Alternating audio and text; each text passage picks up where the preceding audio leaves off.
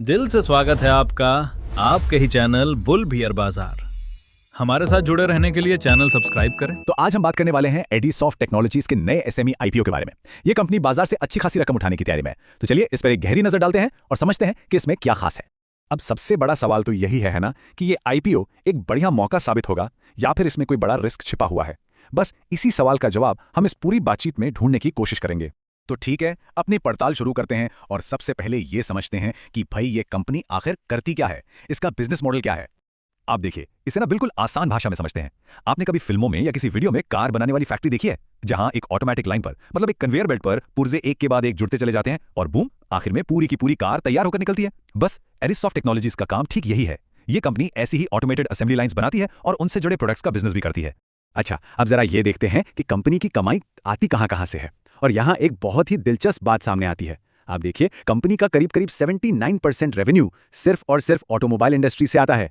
मतलब साफ है कि कंपनी एक ही सेक्टर पर बहुत ज्यादा मतलब हद से ज्यादा डिपेंडेंट है और ये अपने आप में एक रिस्क तो है ही। और अगर हम ज्योग्राफिकली देखें, मतलब बिजनेस किस इलाके में फैला है, तो यहां भी कहानी कुछ वैसी ही है। एक ही राज्य का दबदबा है। 56% रेवेन्यू अकेला हरियाणा से आता है।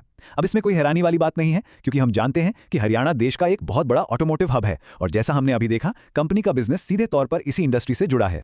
तो कंपनी का स्केल कितना बड़ा है, चलिए एक नजर डालते हैं।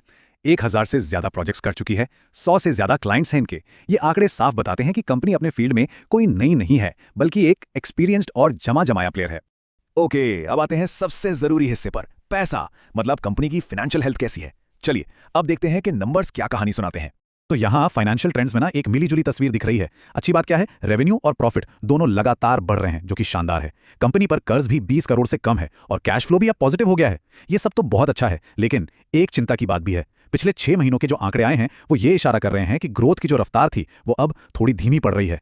अब ये नंबर देखिए, 16.45%। यह है कंपनी का ईबिटा मार्जिन, जो काफी मजबूत है।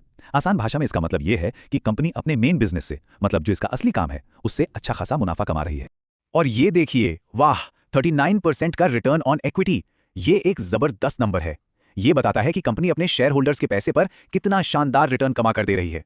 और आखिरी में ये देखिए, 29% से भी ज्यादा का रिटर्न ऑन कैपिटल एम्प्लॉयड। मतलब कंपनी अपने पास मौजूद टोटल कैपिटल का बहुत ही समझदारी से इस्तेमाल करके तगड़ा प्रॉफिट बना रही है। तो कुल मिलाकर देखें तो फाइनेंशियल्स तो काफी दमदार लग रहे हैं, इसमें कोई शक नहीं। लेकिन कहानी यहां खत्म नहीं होती। जैसा कहते हैं ना, हर सिक्के के दो पहलू होते हैं। फाइनेंशियल्स तो मजबूत हैं, पर कुछ रेड फ्लैग्स भी हैं, कुछ खतरे की घंटियां भी हैं और इन्हें नजरअंदाज करना बिल्कुल भी ठीक नहीं होगा। चलिए अब उन पर नजर डालते हैं। अब यहां एक बहुत बड़ा सवाल खड़ा होता है। जब हम एडीसॉफ्ट की तुलना उसकी एक कॉम्पिटिटर कंपनी पटेल ऑटोमेशन से करते हैं, तो एक बड़ी अजीब सी बात दिखती है। देखिए, पटेल ऑटोमेशन के फाइनेंशियल्स एडीसॉफ्ट से भी बेहतर है, फिर भी वो मार्केट में सस्ते वैल्यूएशन पर ट्रेड कर रही है। और दूसरी तरफ एडीसॉफ्ट अपना आईपीओ काफी महंगे दाम पर ला रही है। ये थोड़ा कंफ्यूजिंग है ना? ये फैसला थोड़ा अजीब लगता है। मतलब सोचिए, जब आपका कॉम्पिटिटर आपसे बेहतर परफॉर्म कर रहा है और बाजार में सस्ता भी मिल रहा है, तो फिर आप अपना आईपीओ उससे भी महंगा क्यों ला रहे हैं? इससे तो निवेशकों के मन में शक ही पैदा होगा। ऐसा लगता है कि कंपनी ने वैल्यूएशन के मामले में यहां थोड़ी गलती कर दी है। और यह है दूसरी खतरे की घंटी। याद है, हमने अभी थोड़ी देर पहले बात की थी कि पिछले 6 महीनों में कंपनी की ग्रोथ धीमी हो गई है। बस वही बात यहां फिर से सामने आ रही है। ये एक बड़ी चिंता का विषय है, खासकर तब जब कंपनी इतने महंगे वैल्यूएशन पर अपना आईपीओ लेकर आ रही है। तो ठीक है, हमने कंपनी के मजबूत पक्ष भी देखे और उसके साथ जुड़े जोखिमों को भी समझा। अब इन सबको एक साथ रखकर देखते हैं कि आखिर फाइनल फैसला क्या निकल कर आता है।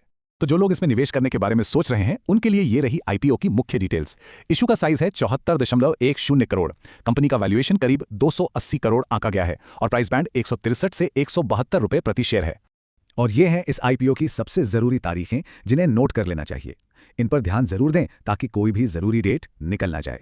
तो अब सवाल उठता है कि एक्सपर्ट्स की राय क्या है।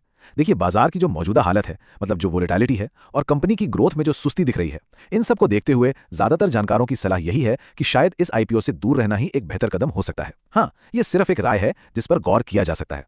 तो अब हम घूम फिरकर वापस उसी पहले सवाल पर आ गए हैं। एक तरफ है कंपनी के जबरदस्त फंडामेंटल्स और मजबूत प्रॉफिट, और दूसरी तरफ है महंगा वैल्यूएशन और ग्रोथ की चिंताएं। तो ऐसे में इस उतार चढ़ाव भरे बाजार में क्या यह रिस्क लेना एक सही कदम है? खैर, इसका जवाब तो अब आपको इन सभी बातों को तौलकर खुद ही ढूंढना होगा।